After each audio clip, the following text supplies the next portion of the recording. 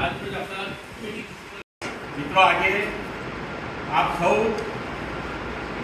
જે ચાર્જ લેવાનો હોવાથી જે માહોલ અને જે ખુશીનું વાતાવરણ જોઈ અને હવે આપણને એવું લાગશે કે મહુધા નગરપાલિકાનો વિકાસ થવાનો છે.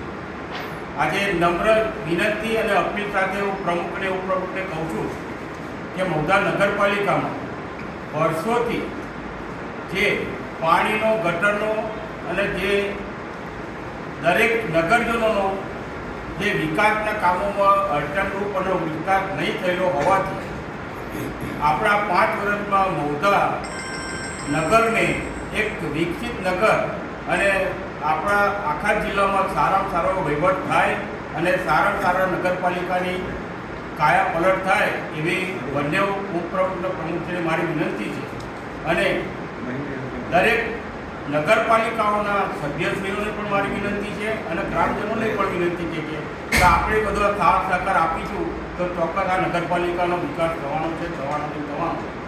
છેલ્લે એટલું જ કહીશ કે હવે આપણા જે પછાત નગરપાલિકા ગણાતી હતી આપણા મહુધા નગરપાલિકા એ આપણે ખેડા જિલ્લામાં આવતા 5 વર્ષમાં ફર્સ્ટ નંબરની નગરપાલિકા બને એ રીતે હું પ્રમુખ અને ઉપપ્રમુખને વિનંતી કરું છું.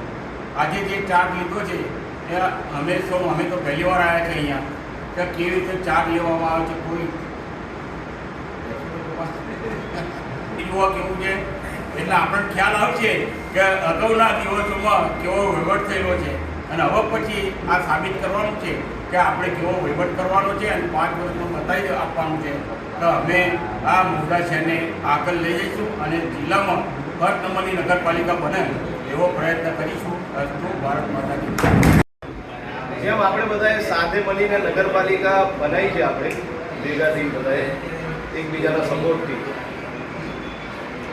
એ જ રીતે આગળ પણ આપણે 5 વર્ષ એકબીજા સાથે રહી અને નગરપાલિકાને આગળ વધારીશું. આપણે કોઈનો કોઈ પણ પ્રશ્ન હોય, કોઈ બી ચીજ હોય, ડાયરેક્ટ અમને કે કોઈ ટેન્શન નહીં, કોઈ વાંધો નથી કોઈને બી.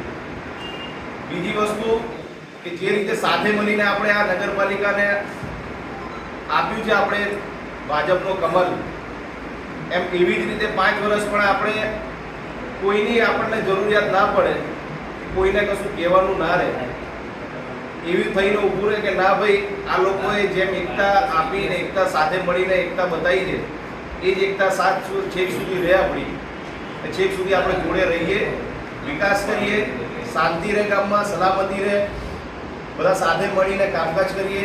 જે પ્રશ્નો છે મૂળ પાયાના આપણા ગટર, પાણીનો, રોડ રસ્તાનો, તળાવોનું, એ સાથે મળીને બધા કામ કરીશું. જય ભારત. બહુમતીથી ભારતીય જનતા પાર્ટીને જીતાડી લાવવા માટે મેન્ડેટથી અને મેન્ડેટ વગર બી જે આપણને સહકાર આપ્યો છે જે રણનીતિના ભાગરૂપે, એ બદલ સૌ નગરજનોનો ખૂબ ખૂબ આભાર. ભારતીય જનતા પાર્ટીએ જે ઉમેદવારોને મેન્ડેટ આપ્યું એ લોકો ખરાખરીના સંજોગોની અંદર પાર્ટીને વફાદાર રહી અને નગરપાલિકાનો વિકાસને ધ્યાનમાં રાખી અને ભારતીય જનતા પાર્ટીની ડબલ એન્જિનની સરકારમાં આપણું ત્રીજું એન્જિન જોડ્યું, એ બદલ આપ સૌ સભ્યોનો પણ ખૂબ ખૂબ આભાર. કે નગરની અંદર જ્યારે બી આપણે 19 ભારતીય જનતા પાર્ટીના ઉમેદવારો ચૂંટાડી રહ્યા એવો ઇતિહાસની અંદર સૌથી પહેલી વાર આ બનાવ બન્યો છે. અને હવે આપણે જે સંકલ્પ લઈએ કે આપણે એવું કાર્ય કરીશું અને નગરજનોની અપેક્ષાઓ ઉપર આપણે એવા ખરા ઉતરવા પ્રયત્ન કરીશું અને દરેક સભ્ય નાનામાં નાની વાતથી મોટામાં મોટો પ્રશ્ન આપણે બેસી અને ભેગા થઈ અને સંકલન કરી અને પ્રશ્નોનો નિકાલ કરીશું. તો આવનારા દિવસોમાં કોંગ્રેસ કે અધર કોઈ પાર્ટી ભારતીય જનતા પાર્ટીની વિરુદ્ધ મહુધાની અંદર ઉમેદવારી નોંધાવવાની હિંમત કરશે નહીં. બીજું કે આ 19 આવતી ફેર 24 કમળ નગરપાલિકામાં ભૂતકાળમાં આપણે અત્યારે જોયું છે વર્તમાનમાં કે કેટલી નગરપાલિકાની અંદર 24 મેન્ડેટથી જીતી અને નગરપાલિકાને, એટલે આજે પહેલી વખત. અને એમાં મહુધા માટે હિસ્ટ્રીની વાત કરીએ કે મહુધા છે તે 2 ભાગમાં વહેંચેલું ગામ છે, હિન્દુ મુસ્લિમ કોમ્યુનિટીવાળું ગામ છે અને એની નગર છે અને એની અંદર સૌ પ્રથમ વખત મેન્ડેટથી આટલા બધા સભ્યો ચૂંટી આવ્યા છે. એટલે નગરજનોનો ખૂબ ખૂબ આભાર. બીજું કે નગરજનોની અપેક્ષાઓ ઉપર અમે ખરા ઉતરવા પ્રયત્ન કરીશું. ભારત માતા કી જય. વંદે માતરમ. એ ચાર્જમાં જે લોકો ઉપસ્થિત રહ્યા ભારતીય જનતા પાર્ટીના તમામ કાર્યકરો, તમામ ઉમેદવારો, જીતેલા અને હારેલા ઉમેદવારો પણ આજે હાજર રહ્યા છે. મારે તો એક પ્રમુખને ઉપપ્રમુખની હાજરીમાં એક વસ્તુ એવી કહેવી છે કે જે લોકો હારી પણ ગયા છે એ લોકોને કોઈ ટેન્શન લેવાની જરૂર નહીં, તમે ઉમેદવાર જ છો. અને જે ઉમેદવારો જે પણ કામ કરો તેના ફોટા અને વિડીયો તમે બનાવી અને વાયરલ કરો કે પહેલાં કામ કેવું હતું અને અત્યારે તમે કેવું કામ કરો છો એને બતાવો.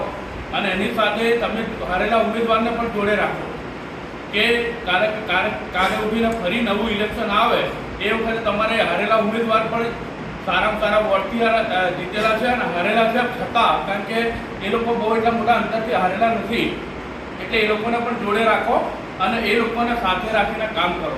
અને આજ રોજ જે ઉપસ્થિત રહ્યા દરેક ઉમેદવારો અને ભારતીય જનતા પાર્ટીના કાર્યકરો, સામાજિક કાર્યકર્તા હાજર રહ્યા આ આજના પ્રસંગમાં, એ બદલ હું ભારતીય જનતા પાર્ટીના શહેર પ્રમુખ તરીકે તમારો ખૂબ ખૂબ આભાર માનું છું.